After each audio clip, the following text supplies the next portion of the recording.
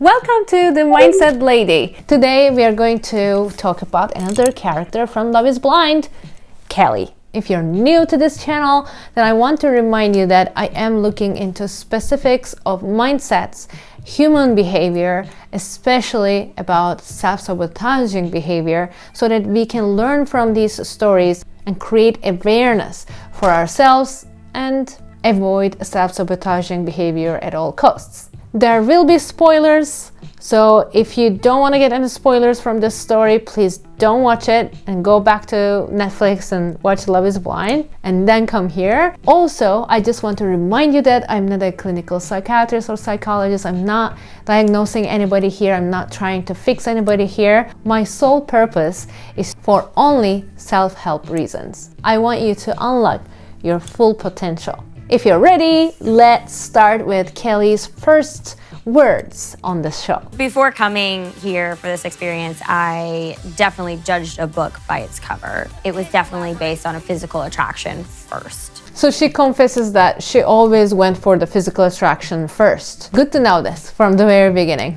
In episode 2, we'll learn more about Kelly. Kelly starts dating a guy named Kenny. It's like a fairy tale, isn't it? Kenny, Kelly. Hello. Kelly. What's up? She introduces herself first. She says she's 33 years old, she's a health coach, and let's hear what she says. The dating scene for me, it's just never been right. I had gained about 40 pounds a few years ago, and I'm just still not to where I would like to be. And then I'm like, Kelly, someone out there thinks you're beautiful the way you are. Dating scene has never been right for me. From here, we already know that there have been some problems with dating. Add to that, there's like a weight gain or weight problem, which seems like a trend on Netflix. Love is Blind. I've seen a lot of girls who lost a lot of weight, and this kind of shows the society's pressure on us in terms of beauty and how we need to look and what defines beauty, which is very sad. We know about her insecurities a little bit now, and let's see what happens. I'm Kenny Barnes. I'm 27 years old, and I've had great experiences with past relationships, but there's always that missing link. See, on the contrary, Kenny says, I had great relationships in the past. So do you see the opposite reactions? Like, I've never been successful in my dating, and he says, I had great relationships before. Now, the date goes really well, and from her body language, you can say that she's very into what they're talking and she really likes him. But then she goes, I've wanted a best friend for a while now. I wanted a best friend for a long time now. This is interesting. You need to pay attention to the word choices. I told you this before in my previous videos. Word choices are everything. She mentioned best friend before, and we will go from there and see if she has a repetitive trend. Shockingly, yes, she does. And you will see that these word choices will eventually cause some kind of self-sabotage behavior. Okay, let's continue. I want to ask you, Kelly Marie, will you marry me? I will. Yes. Oh my gosh. Are you excited? Well, body language wise, we see that Kenny goes on the wall, like wants to be closer to her. Whereas in her case, I see that she's blocking her genitals, which actually shows insecurity and some kind of worry maybe, which is, I mean, it's a proposal, obviously. It's scary to commit for a lot of people. So this is what I see. It's very relaxed on Kenny's side, but I get that anxious vibe from Kelly already. I have longed for this for so long. And I just feel like he has been my missing link, like having that companion, and it's just like complete right now. Having that companion, friendship, these are very similar words, right? These are synonyms. He was the missing link, and now I found that companion, which are very nice words, by the way. What she's saying is very emotional, and I think she really means them. But the words are, again, kind of focusing on friendship. Let's continue. The physical attraction was there too. I mean, it was intentional because I know what makes him who he is. I'm so excited for the next few weeks and hopefully the rest of our lives together. Whew. She liked him because, you know, in the beginning she said like, for me, physical attraction comes first all the time. And now she liked him. So that's good. That's a good sign, right? And let's see what happens on the honeymoon stage. Well, here, first of all, she doesn't look very relaxed. She doesn't look very comfortable. I don't know, it might be because of the cameras, because they're there, you know, when you're sharing an intimate moment. She says like, I do want to have sex with my fiance, but like not today. I think we should take things slow. I love talking to Kenny, so I feel like we'll like stay up and just talk to one another and probably just share some kisses and hold each other. I want to have sex with my fiance, but not tonight. I mean, I like to talk, so probably gonna talk and cuddle. Well, if you feel the physical attraction, why delay? What's the root cause of delaying? I mean, it could be some cultural reasons. It could be some religious reasons. I don't know, of course. But if not, then this is basically putting him into a more like a distant zone, like almost like a friend zone. Maybe she's not as attracted as she thought she would be. Our emotional connection is great. Our physical attraction is super strong, so yeah. I feel the sex would be actually really good. When she says our physical attraction is super strong, she's eye blocking. Eye blocking means you either try to look at some other places when you're talking instead of the camera, or you're closing your eyes, or you're just doing some other gestures while you're not looking at the camera. I knew that I was gonna accept whatever she looked like for exactly who she is and who I knew her to be in the pods. When you compare Kenny and Kelly's interview, you see that Kelly was trying to avoid eye contact, trying to do some eye blocking, whereas Kenny is straight to the camera, straight to the interviewer, and answering all the questions. This makes me feel that either Kelly is being deceptive or she's not connected to her own feelings. Unfortunately, we saw this with Jessica as well. You want to feel some way, but you're not really sure about those are your real feelings, or it's a fantasy, or where you want to be. We will see how it goes. Yeah, big time. Makes me feel special, so. Yeah.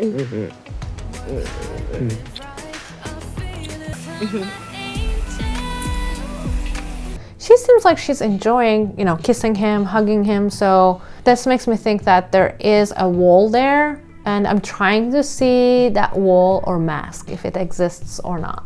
Kenny is probably, if not the best kisser, one of the best kissers that I've ever had. He does all the things right. So thinking that he's probably the best kisser, or like he's a good kisser, she also thinks that, you know, he's gonna be probably good in bed. And if she doesn't want to go there, this gives a clue for her. So were you guys sharing the bed? Oh, totally. You just cuddle though? Yeah. That's how me and Kenny are too. Like, Yeah. we've made out, but like, that's it. When Kelly got together with other girls in Mexico during the honeymoon phase, she realizes that she and another girl, well, Jessica, were the only two who didn't get intimate with their partners. And this doesn't bother her, it seems like. She even says that, yeah, we just made out and that's it.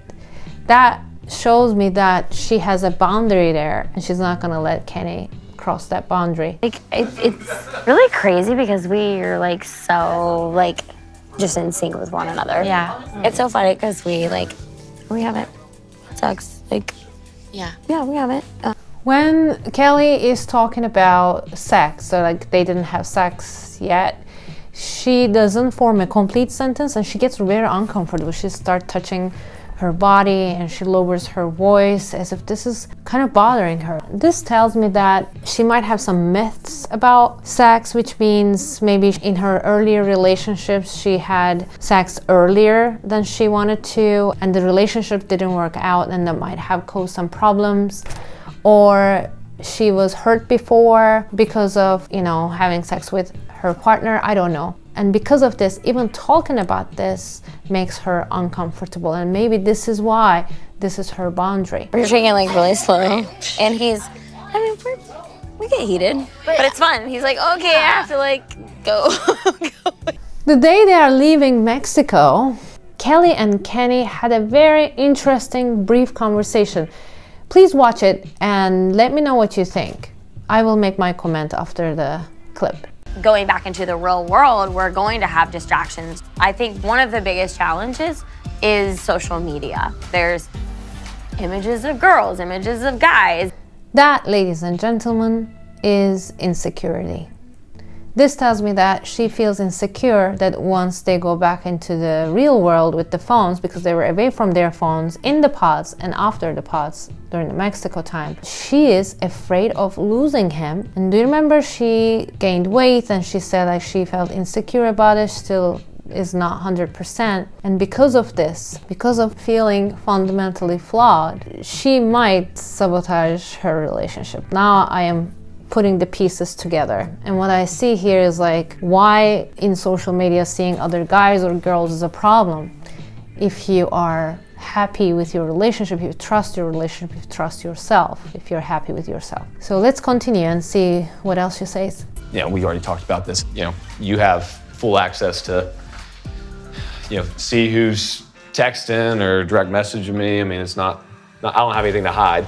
Wow, did you hear that? We talked about this. You have full access to my social media so you can see who messaged me or not. Wow. So this tells me that there was a previous conversation which was not aired that she probably feels insecure about this, and she mentioned this to him, and probably Kenny, to make her feel better or secure about this relationship, he said you have full access to my messages if you want to. By the way, don't do that, guys. You need your boundaries, okay? Like, this is my social media. Why am I showing you my messages? Like, these are my messages. You need to trust me whether you see my messages or not. If you are just starting a relationship, setting these boundaries from the get-go is important. If the person has insecurities and they are trying to trust you but they don't know how, give them some time, okay? Because you just met and it's going to take time, and probably they had problems in the past. They had trust issues that coming from the past. This is why they are acting this way.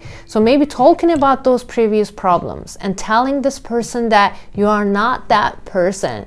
You're a different guy or girl, and that's not going to be the same story, and trying to convince her like that is a more permanent solution than giving your all passwords of your phone and messages. Because if a person feels insecure, whatever they read in the messages, they will think that that's flirting. For example, you can send an emoji to your friend, like a smiling emoji, and then your partner can go like, look, you were flirting. No.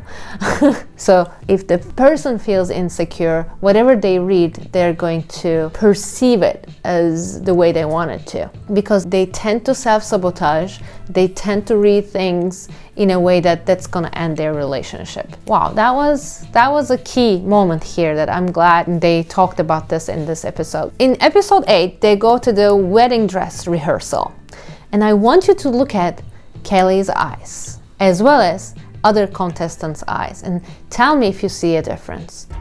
This will be the gown that you will wear when you stand in front of your family and friends and the man that you've chosen. Fear.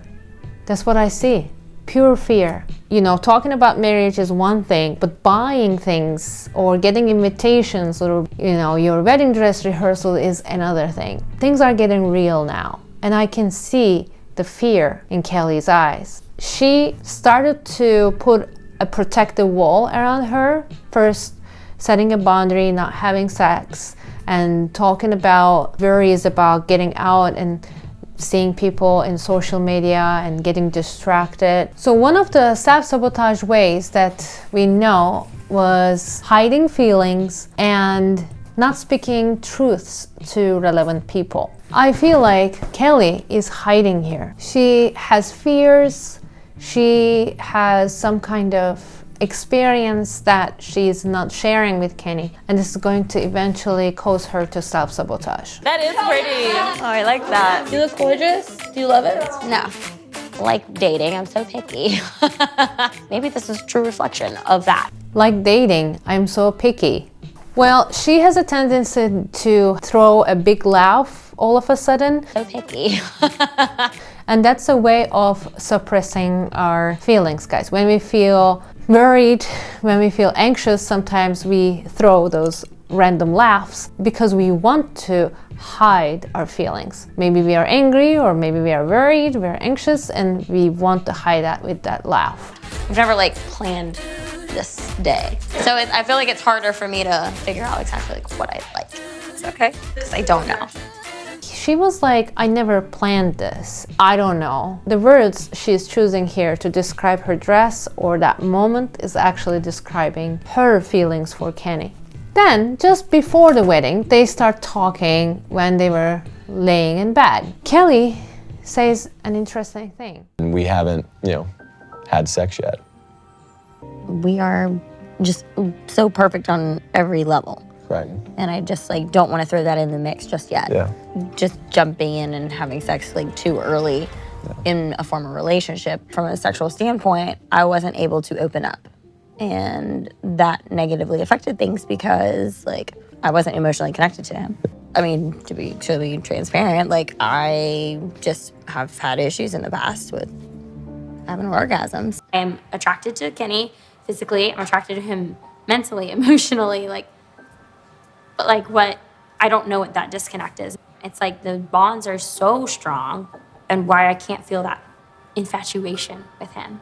In past relationships, I think that was a lot of the missing factor with why I can't necessarily reach climax. Why everything is so good, but I don't feel that infatuation. When we are growing up, when we are with our friends, we have this fantasy that there's a relationship with perfect sex, perfect orgasm, and everything will be perfect. And every relationship needs to have that passion, right? But it's not the only one type of relationship. There are so many different types of relationship. It's just one of them. It's not the most perfect one. Just like, think about this, like being a perfect mom. There's no such thing, because you can be a perfect mom in your own way, and she can be in her another way. This is the same for relationships. That infatuation, perfect orgasm each time, that's a fantasy, okay? And if you are raised in a way that you have to be perfect all the time, everything needs to be perfect from A to Z, and also if you were taught from very little that your partner needs to be your best friend, then you believe that growing up, and then you suddenly friend zone them, or you try to date your best friends. And then also what happens is that because you cannot find that perfect in your partner, then you feel frustrated and you broke up. So probably she's so afraid that something is gonna go wrong and that's going to end their relationship.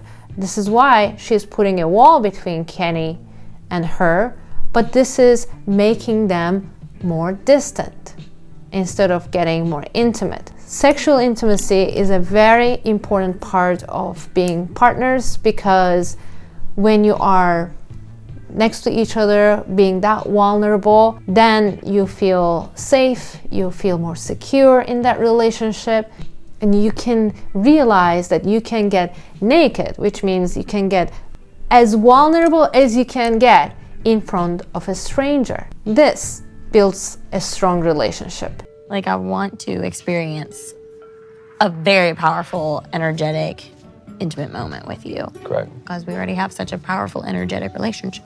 Well, if you say that I want that powerful, energetic thing, like you're making sex up right here somewhere.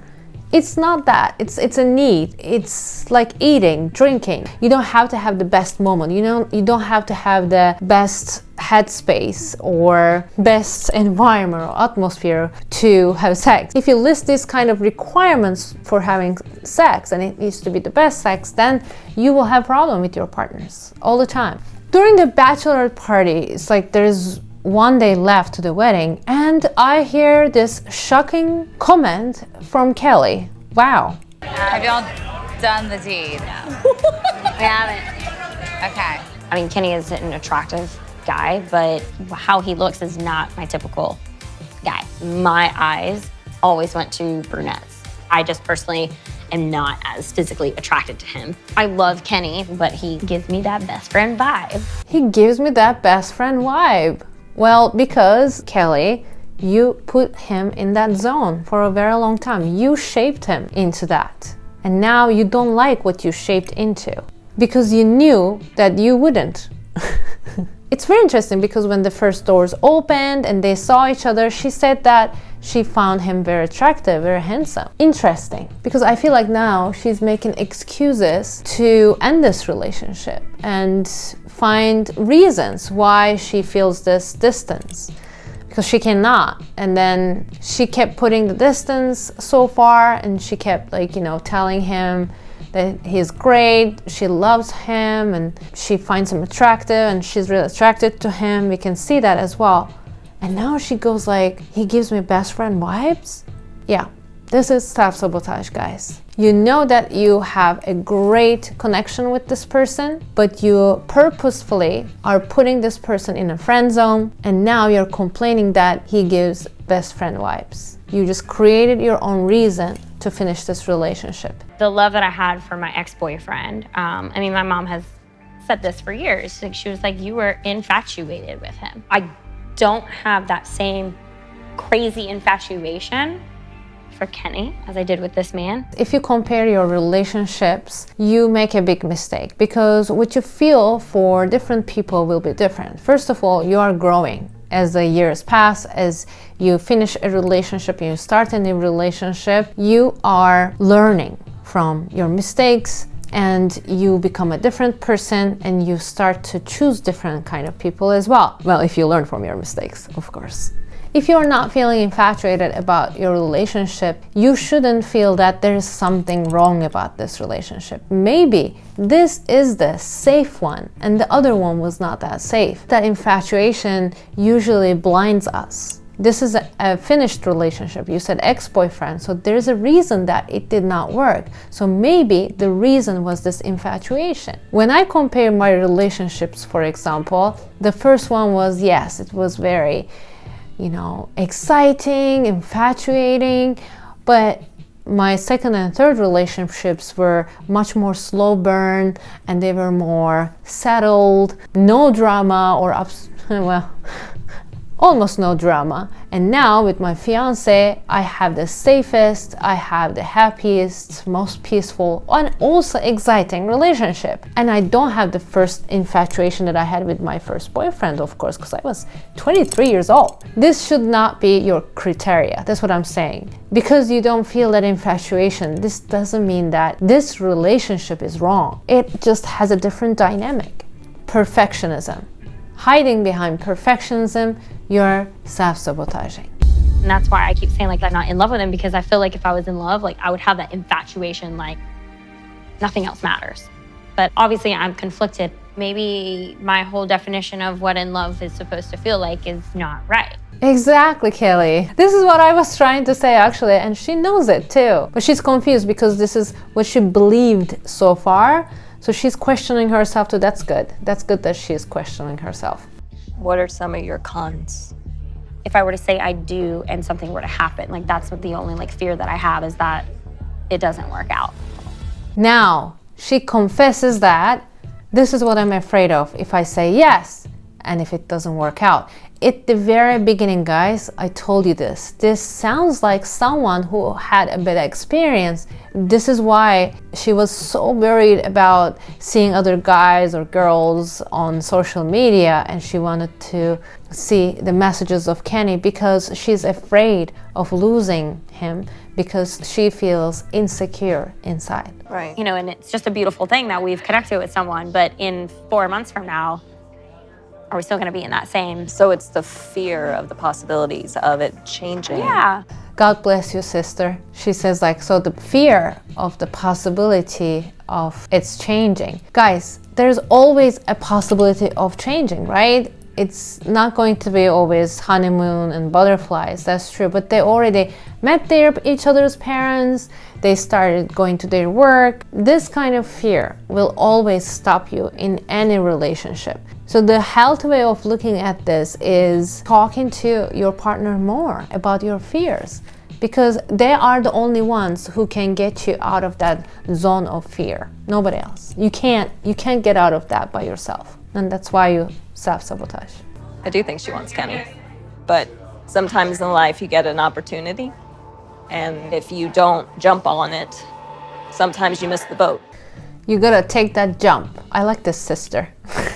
She really liked Kenny and she really wants Kelly to get married to him, and she's trying to encourage her sister, but we will see if it works or not. The land of no return. Kenny is extremely supportive, and he's my best friend, my confidant, my person. Again, he's my best friend, my confidant, my person. I told you guys, words. Words show us where our head is. Well, then they read their vows, and I think her words were more like a goodbye than, yay, we are getting married. This experiment, it brought me to you. Someone who is so fabulous in every single aspect. This has been a wild ride, and I'm grateful that it has been with you, because you've been nothing but supportive, and I appreciate every single moment that I shared with you. I love you. Kelly, do you take Kenneth to be your lawful wedded husband, to live together in holy state of matrimony, where you love him, comfort him, honor and keep him? We see a lot of lip contraction, lip licking. When we do these, usually that's bad news, guys. It means we are very anxious. Forsaking all others, keeping only unto him, so long as you both shall live. I absolutely adore you. I love you. But I don't. When she's leaving the stage, you can see a smile on her face. But she's not happy. Again, she's doing the same thing. She's hiding her feelings behind a smile. I think this was her self-sabotaging way, hiding things from herself and from her partner, most importantly. Even though he was left at the altar, he makes a great, sweet, short speech. Thanks everybody for coming. We love you all. These things happen. So have a great day and stuff like that. And then Kelly's mother says like, oh, I love this guy. Well, unfortunately, your daughter didn't choose him, so. Well, let's see what happens next. That's not easy. I'm 33. I should know what the fuck I want right now, excuse my language, but I should know what I want. And he's checking off every box. But my love, my feelings for him were not as intense as his apparently are for me. He checks every box, but my emotions were not as intense as his. That's another problem, guys. This is not a red flag. If your partner has intense feelings, why is it a problem for you? There's no way you will have always the same intensity, right? So why being loved with that intensity is bothering you is my real question. Maybe we are used to be loved with low intensity and that's what we are looking for. But this doesn't mean what we are looking for is the right choice for us. I wish I could talk to her before this wedding. I believe that soulmates can come and go into your life, that they're not always there forever. Soulmates come and go. Again, fear of abandonment. She was so much in fear of abandonment, things will not work out. She first friend-zoned him and then put a distance.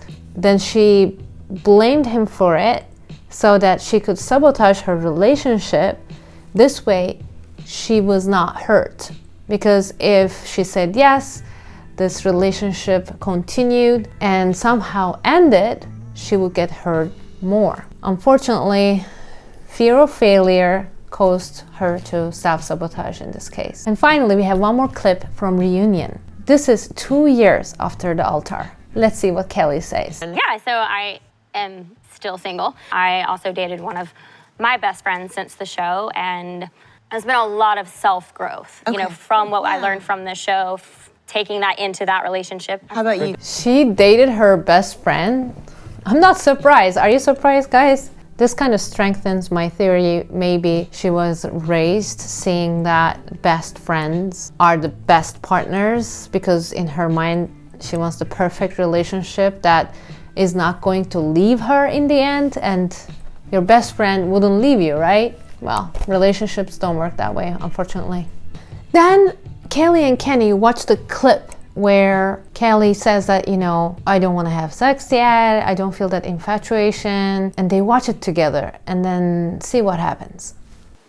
His senses of embarrassment, you know, getting my friends and family involved with it. Didn't even know how this would ever come to fruition. Here you can see Kelly is getting teared up, right? That is why I'm supposed to be here, is to hopefully impact others, to make them feel supported in times of fear and in times of doubt, because there's nothing you can't overcome. I want to make people feel supported in times of fear. Probably he realized that Kelly was feeling the fear and she wasn't very maybe open about it, and he didn't ask questions about it because he didn't want to be vulnerable either. So now he says that he learned from this experience. That's beautiful. Let's see what Kelly says. I mean, from day one of watching the show back, it's definitely brought up every emotion. I wanted a bridal shower. I wanted those things. I wanted the conventional. And, you know, I'm like, you guys, like, I don't know how you did it. I kept saying my head and my heart are not connecting. See, she wanted the conventional, she says, but no, she wanted everything to be perfect. Guys, being perfectionist is not a good thing for you. It can self-sabotage you, and this is a perfect example. Kenny, you were amazing. You're a great guy. And I did love you. I did love you. I was not in love with you, as we mentioned, but... Well, she says that I was not in love with you, but I did love you. And the way that she cries kind of tells me that actually she was in love with him. Because she thinks being infatuated is, being so passionate is to be in love with someone. That's why she thinks she wasn't in love. But her face, her words, her shaking voice tells me that she was in love with him. Don't you think? I have friend-zoned a lot of those great guys in my life. And those are probably all the guys that I should be marrying. Now it's like, Kelly, stop thinking like, well, we attract who we are. Put it out there into the universe, like, what are you gonna accept now into your life? Wow! I knew it! I have friend-zoned a lot of great guys in my life. Meaning, I sabotaged my relationships before. That's what it means. So the best guys for her, she made them best friends, and she tried to date her best friend. So she's trying the impossible, right? She's trying too hard to fail a relationship. But I'm glad that she had a self-reflection and she learned from this, and I hope that now she has the mindfulness and she knows why she's doing these things and how she can prevent it from happening again. Did you have a problem like this? Did you friend zone your ideal partner before? Please share in the comments, because it creates this awareness for everybody who follows this channel. And I know we're a small channel now, but we're gonna get so big soon, and I hope that this video and my other videos on this channel will be helpful to many people. If you haven't seen Jessica and Carlton episodes before, I'm putting it right here. They were both from season 1 as well. Maybe they will teach you a different thing about self-sabotage.